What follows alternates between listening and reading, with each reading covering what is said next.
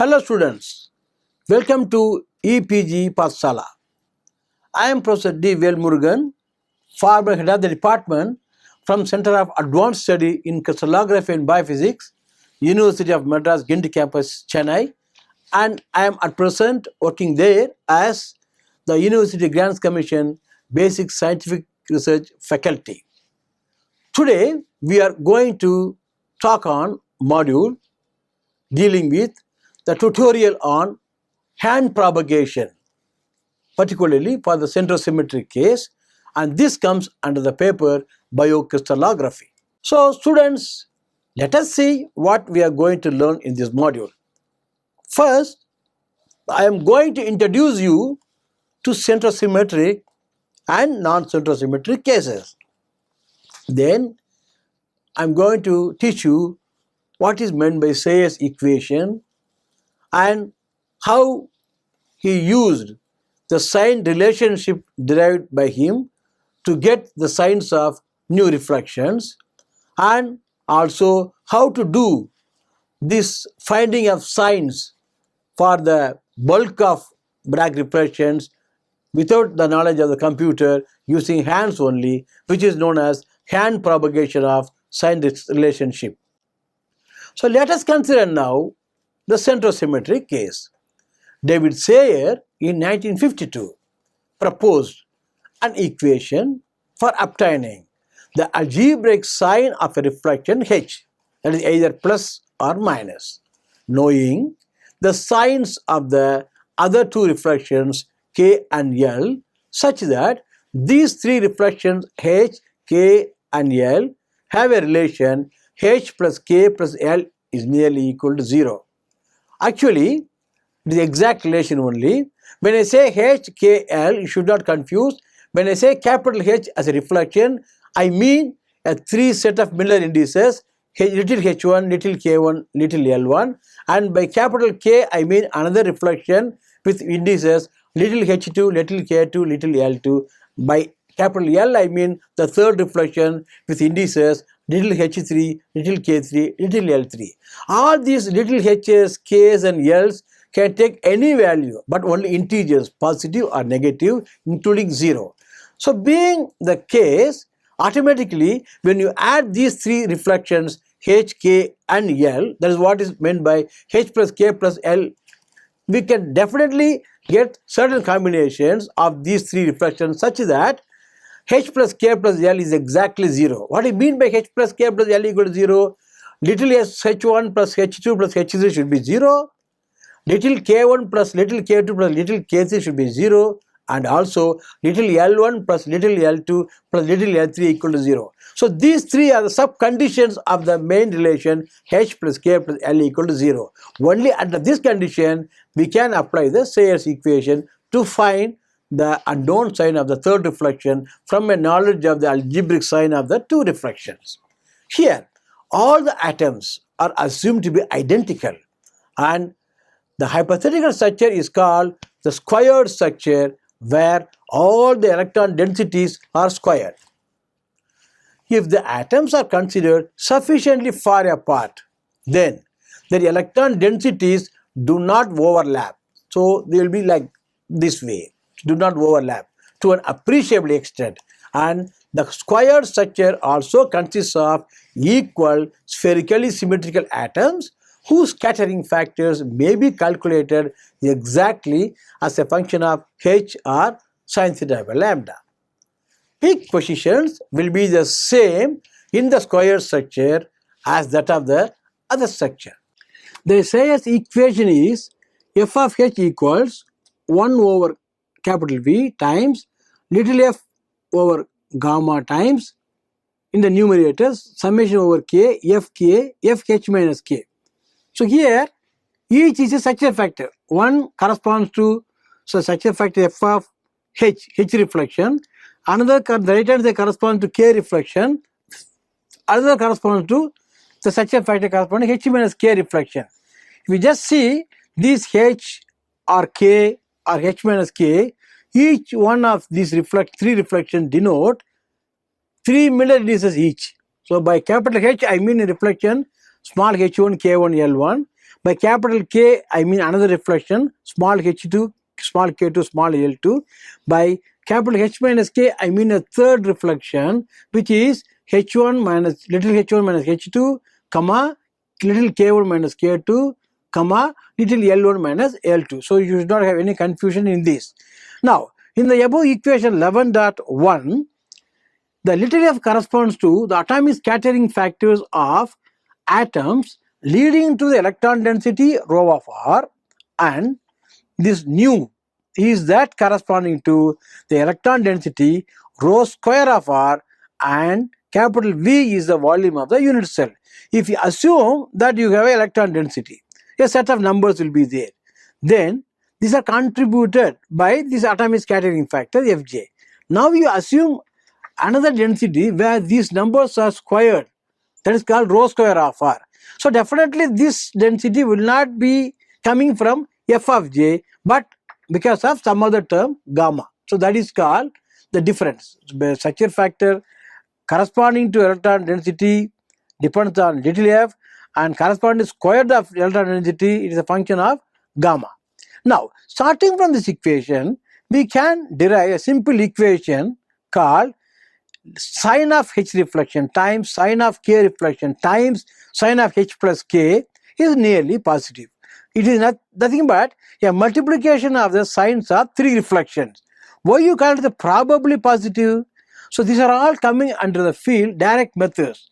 Direct methods have so many assumptions, and because of which nothing is exact. So that is why we talk probably. So when we talk about this picking up the sign relations, we pick up usually those relations having a validity or having a probability above 95%. Then only they are supposed to be valid. When I say S of H, it means algebraic sign of reflection H. So here we consider mostly centrosymmetric cases where the reflection will have a sign plus or minus corresponding to the phase 0 or pi. As we have seen from the beginning, the ultimate problem in crystallography, the bottleneck in crystallography is that the Bragg diffraction gets the intensities from which you have to take the square root and get the amplitude of Bragg reflection. But your ultimate aim is to locate the atomic positions, for which you have to compute the electron density at various points, and only at the atomic sites called Rj or Xj, Yj, Zj corresponding to the jth atom, the electron density will be maximum.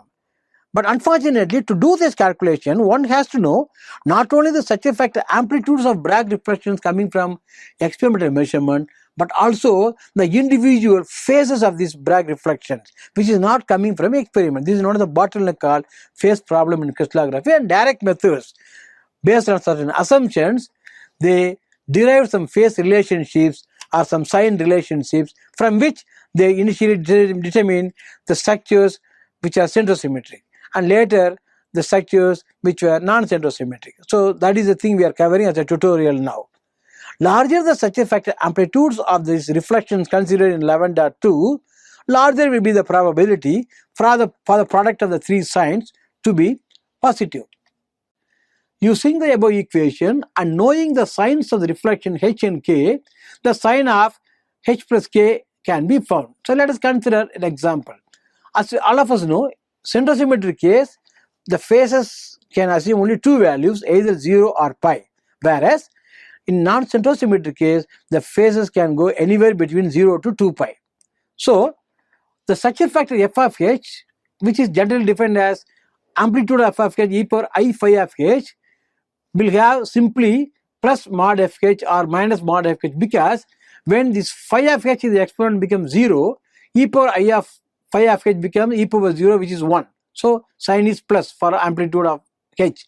When phi of h is pi, we have e power I pi, which is equal to cos pi plus I sin pi. Sin pi is 0, cos pi is minus 1. Therefore f of h becomes minus of mod fh. That is why I am telling, in centrosymmetric case, depending upon the two phase values or phase choice is 0 or pi, the algebraic sign of the structure factor amplitude becomes plus or minus. So that is why you say centrosymmetric case, phase problem becomes the problem of assigning algebraic signs to the structure factor amplitudes obtainable from experiment. Reflection h and k are chosen from the origin defining reflections, for which already you have assigned the phases or signs. For strong reflections, Sayre equation can also be written as sin of h times sin of k is nearly equal to sin of h plus k. So if you know the sin of h reflection and sin of k reflection, you just multiply these two signs to get the sin of h plus k reflection. So this is called hand propagation, because in earlier times, 40s, 50s, 60s, when there was no computer, people used to do this phase calculation by hand. This is known as hand propagation. Why is it called propagation? Assuming the phases or signs of certain centrosymmetric reflections are known, then they slowly extended the procedure using Sayre equation and other formula to get the sign or phases of the remaining bulk of reflection, that known as sign propagation. So let us consider, suppose sin of h is negative, sin of k is positive. As I already told, when I say h, k or h plus k, each means a reflection which is a three-dimensional value, hkl, small k, small l, where these values can take 0 or positive or negative integer. Now if we consider the first reflection h sign to be negative and the second reflection k sign to be positive, then the product of signs will be positive. If you consider sin of h as negative and sin of k as positive, then sin of hk will be negative. Suppose you consider sin of h as negative, sin of k as negative, then sin of h plus k will be negative times negative positive. So simply the third reflection h plus k sign can be determined in terms of the two parent reflection h and k if the signs are known. Let us consider the non-centrosymmetric case. Although the equation 11.1 is not strictly valid for unequal atoms, what are unequal atoms? The species will not be the same, maybe carbon, nitrogen, oxygen, which differ in the number of electrons. The criteria that the atoms in a structure are identical, symmetrical, and do not overlap in space will lead to diffracted amplitudes and phases that are connected by exact equations. One can now obtain from equation 11.1 the probability relation. That is why we are in 11.3 we are getting the relation approximately equal to 0, probably.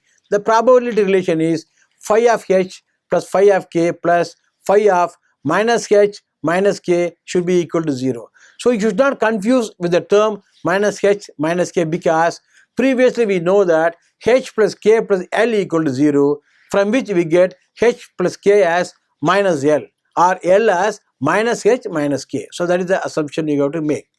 Now, when the normalized success factor amplitudes mod EH and mod EK are larger, then phi of minus h minus k is probably equal to phi of h plus k.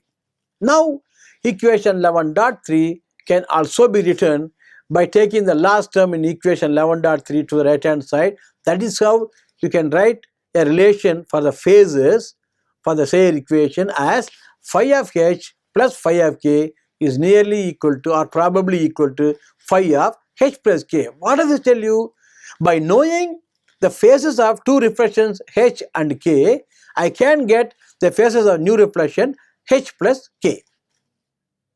The above equation is used in phasing non-centrosymmetric structures. Phi of h and phi of k, the phases of the two reflections capital H and capital K, are known as they are usually selected from the origin defining reflections, and knowing these two phases initially, the phase of the new reflection L or H plus K can be calculated. Let us consider some example. If phi of H is pi and phi of K is 0, then eventually phi of H plus K equals phi of H plus phi of K, which is equal to pi plus 0, which is equal to pi.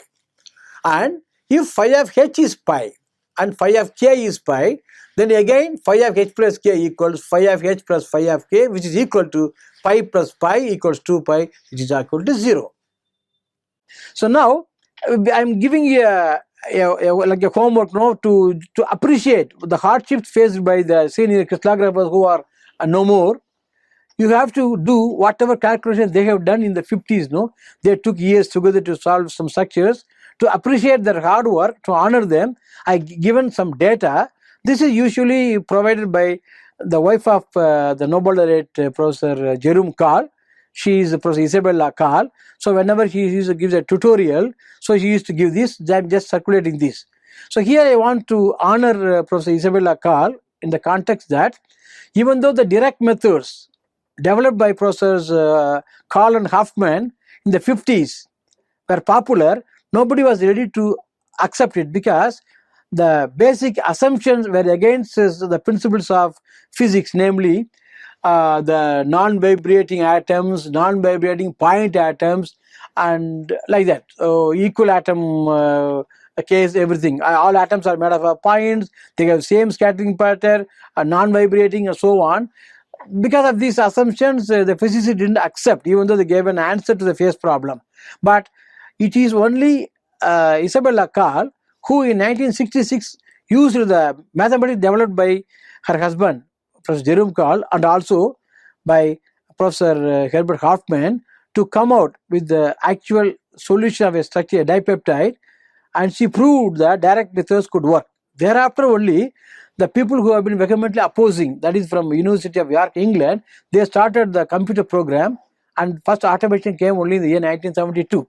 So we have to honor those people, no? So that's why I'm giving a tutorial. Before that, I'm giving you a clue how you have to proceed with the tutorial. So now if you look at a table 11.1 shown is here. So what it means is, whenever you solve a structure, we have the structure factor amplitude available, and there is a graph known as Wilson plot about which you have already seen. So using the scale factor and thermal factor, we can convert the structure factor amplitude corresponding to the real atom picture, spherical atom picture, to the normalized structure factor amplitude corresponding to point atom model, which is used by direct methods. So every reflection has an E value, normalized structure factor amplitude. So that you take the average for all reflections, then amplitude of the E square minus 1. Then you take average for all reflection, then average E square, take the case for all the reflection. So experimentally, what do you get for a given structure? That is listed in the first column, second column under experiment. Theoretically, using the Wilson statistics, what are the values for these quantities? That is given for centrosymmetric and non-centrosymmetric. Now we have to compare the values under the experimental column to centrosymmetric and non-centrosymmetric cases, and wherever you have the maximum coincidence, that is minimum differences, and that is the practical situation. If you look at mod E square minus 1 average, experiment gives you 1.083. For centrosymmetric, theoretical estimate for that is 0.968, non-centrosymmetric is 0.736. Your experimental value is closer to centrosymmetric, theoretically predictability, which means that your structure is centrosymmetric. So this is known as test for centrosymmetry. So by mistake, if you consider instead of P1 bar P1, instead of centrosymmetric, non-centrosymmetric, now change it to centrosymmetric. So this is a clue. You have to do that. Now, again, as I have been repeatedly telling, in case of centrosymmetric case, the phase problem is very simple. The phase can take only 0 or pi, or the algebraic sign of the structure factor amplitude obtained from experiment has a sign, algebraic sign plus or minus corresponding to 0 or pi phase. Here, whatever we listed, this is known as starting point for a structure determination or phase calculation using direct methods. If you look at this table, I have indicated by H vector the three serials where the integer can be positive or negative, or inverse reflections are also there. Then the phase values are given because centrosymmetric, the top three reflections I assigned a phase of plus for all the three. And usually the direct method, based on the probability thing, whatever prediction you make using direct methods, we want that to be highly probable, which will happen only if the normalized structure factors of these H vectors considered are very large. So usually we take E values greater than 1.5 or 2. So we look at these three E values, these are very large, and these are chosen as origin defining reflections, which means that I assume as if I know the three phases of these three reflections. Now, for the remaining 5 reflections listed, I have used symbols A, B, C, D, E. Since it is centrosymmetric, the symbols can be either plus or minus. Ultimately, you have to estimate the values of symbols of this A, B, C, D, E finally. So look at these E values. These E values are also strong about 1.5 because this is again and again repeating direct methods work on probability theory, and the probabilistic validity will be maximum when the E values are larger. So what I am going to prove now is, once you have determined the values of A, B, C, D, E, I mean algebraic signs, the rest of the reflection, maybe 50 or 60 reflections having strong E values, they are all indicated in terms of the signs of these 5 symbols A, B, C, D, E. That is why it is a symbolic addition procedure. Assuming you are having a small symbol of 5 symbols for 5 reflections, we are getting the symbols, I mean the signs of remaining bulk of reflection from this starting set of reflections. In addition to choosing 3 reflections and fixing their signs, either plus or minus, 5 more reflections are chosen for origin fixing, and their algebraic signs are initially assigned as symbols, because we know the symbol can be plus or minus. So in general, we assign them the symbols A, B, C, D, E and so on, where the individual symbols can have signs plus or minus, which will be estimated during the process of sign propagation or hand propagation. As I told you before we begin this, the use of computers was not possible those days, and they did everything by hand. So these types of calculations were done manually by hand, and hence these procedures are called hand propagation methods or symbolic addition procedures. Symbolic addition procedure is the same as hand propagation method, as the reflections are added using symbols for their faces. That is why we call that symbolic addition. Symbols are added. A is a symbol, B is a symbol. So these symbols can be added that way. That's a way. Now, usually all the reflections chosen for phase propagation will have their normalized success factors greater than 2.0, leading to high probabilistic estimate of phase relationship. So here we have a table explaining what are the equivalent positions. This is a P1 bar structure. So we have one molecule at position X, Y, Z, another molecule at X bar, Y bar, Z bar. In centrosymmetric case, again, as I told you, the sign of H reflection is plus, then the phase of that reflection phi of H is 0. If the sign of that H reflection is minus, then phase of that reflection H is pi. Okay. So we centrosymmetric case, we have 2 choices of phases, 0 or pi. In other words, sign of f of such a factor fh can be defined as plus or minus amplitude of fh. Amplitude is available from experiment. So we have to assign the sign either plus or minus. Clear.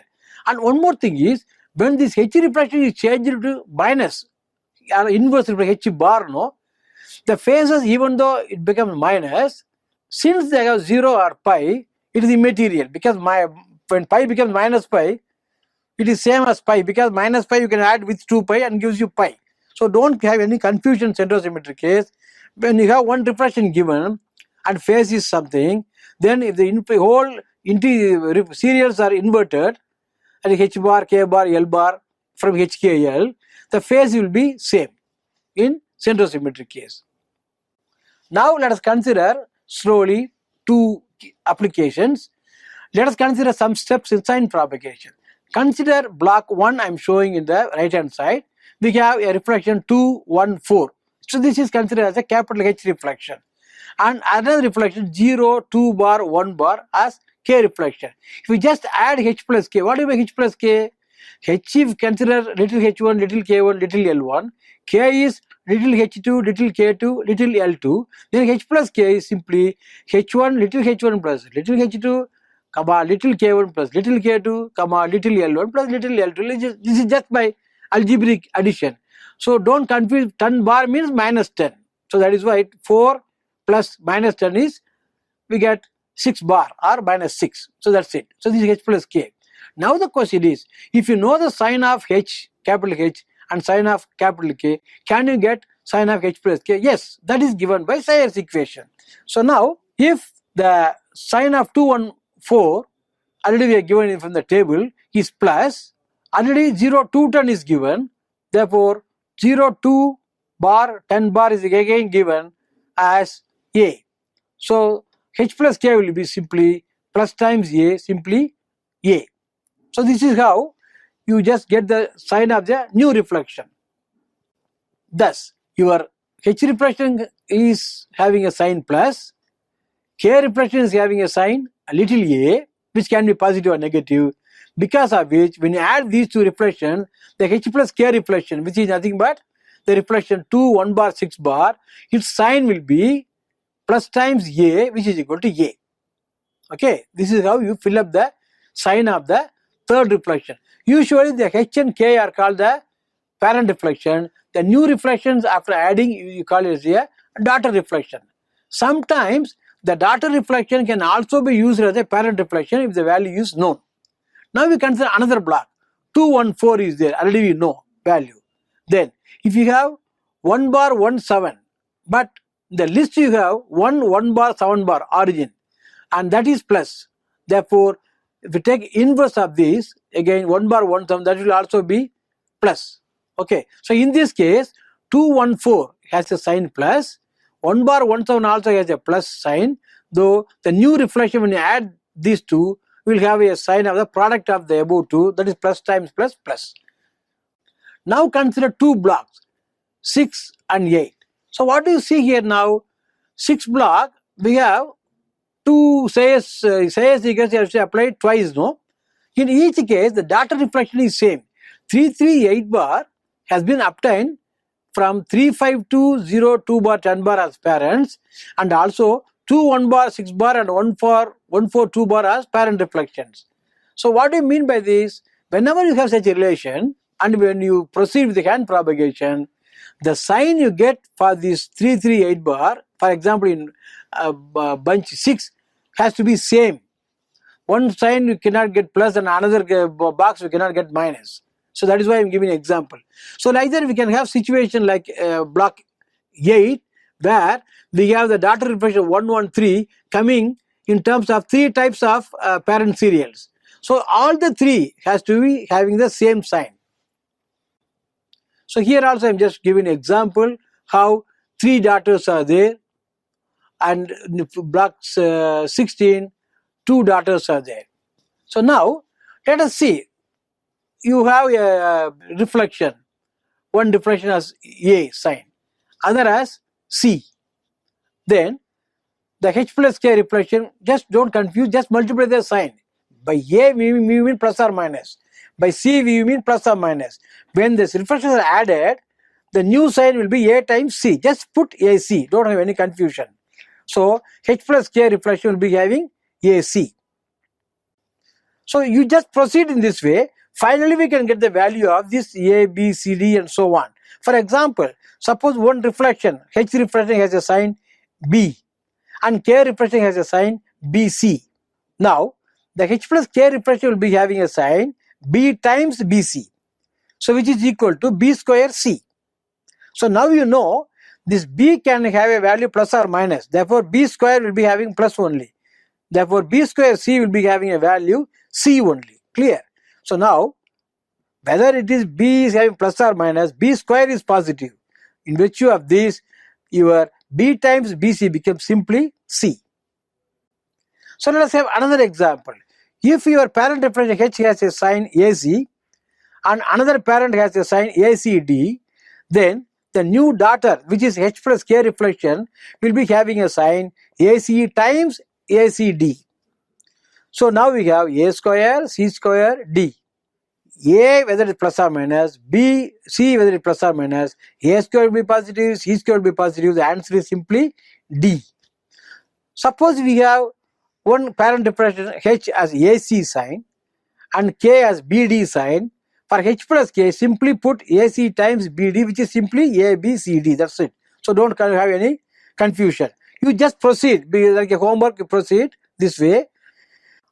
So we can do 64 blocks are given in the output, you can do so many things. So now if you look at, the important thing is block 50, we have the same daughter reflection 3, 2, 5 occurring in 3 cases from different sets of parents. The answer you find for these 3 will be BC, BC, CD. But the reflection is same 3, 2, 5, which means that the sign of 3, 2, 5 in all the 3 cases has to be same. In other words, it means BC equals CD, which means BC equals CD. C cancels, B equals D. This is a very, very important conclusion you have arrived at during sign propagation. Now you have reached the answer, namely, even though the sign of B can be positive or negative, the sign of algebraic set of D can be having positive or negative because it is centrosymmetric case. If B you are fixing at plus, D has to be plus. If B you are taking at minus, D has to be minus. So this is the way you have to find some clues. So now if you do this propagation, you get some relations B equal to D, then A equal to BD. So what is BD? B can be positive or negative, D can be positive or negative, but by having the relation B equal to D, we have a conclusion that B and D should be of same sign. If that is the case, BD will always be positive because negative and negative multiplication positive, positive and positive gives positive. Therefore, conclusion is A is positive. So now we have cleverly concluded that A is positive, sign of B should be equal to sign of D. We don't have any idea for sign of C, doesn't matter. You put C as plus in one case and C as minus in another case. Now we have the final answer for the symbols for the A, B, C, D. C, I am just putting plus plus for two answers, then later minus minus for two answers. In the first two rows, A is always plus, we know. Second two rows also, A is always plus. If you just consider the first two rows, B can be plus or minus. Accordingly, D can be plus or minus. Then if you look at the C value, that will be different. So totally we have 4 combinations for the ABCD. So now in terms of ABCD only, we have categorized the symbols for all the reflection in the which I am just going to show you. So in terms of that, we can get the symbols for the rest of the reflection which can be used in the Fourier synthesis. So that is called the hand propagation. Already we have given you a clue how to do about it. So you should have frightened yourself and just proceed in this way. Again, you go through the PPTs again. So now, if it is a non-centrosymmetric case, again it is a simple. Here we get the addition of phases. Phase of H reflection plus phase of K reflection will probably equals phase of H plus K reflection. But here we make use of the relation phase of H bar reflection is minus phase of H. Then other procedures are same. Let us now consider the hand propagation of sign relationships. We consider the case non-centrosymmetric case NC and the space group is P1. P1 space group is the simplest example for a non-centrosymmetric space group.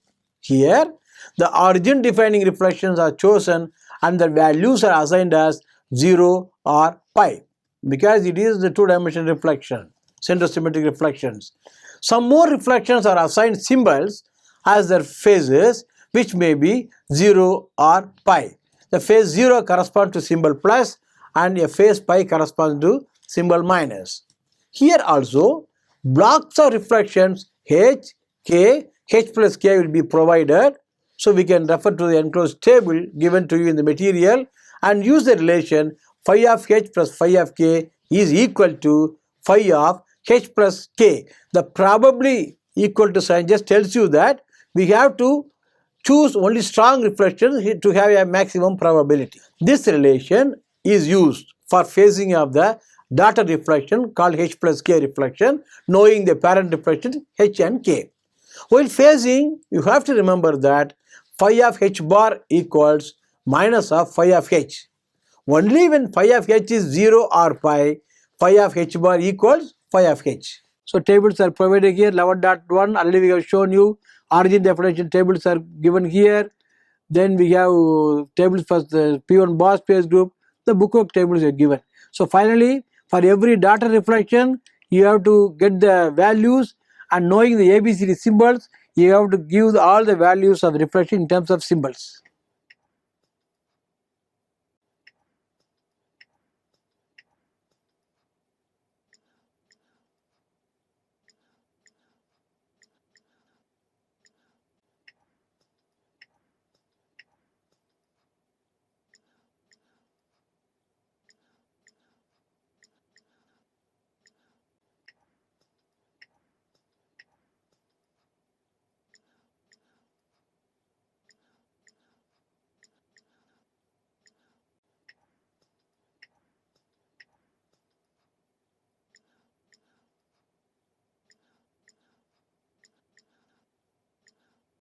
So students, let us summarize what we have learned in this module so far.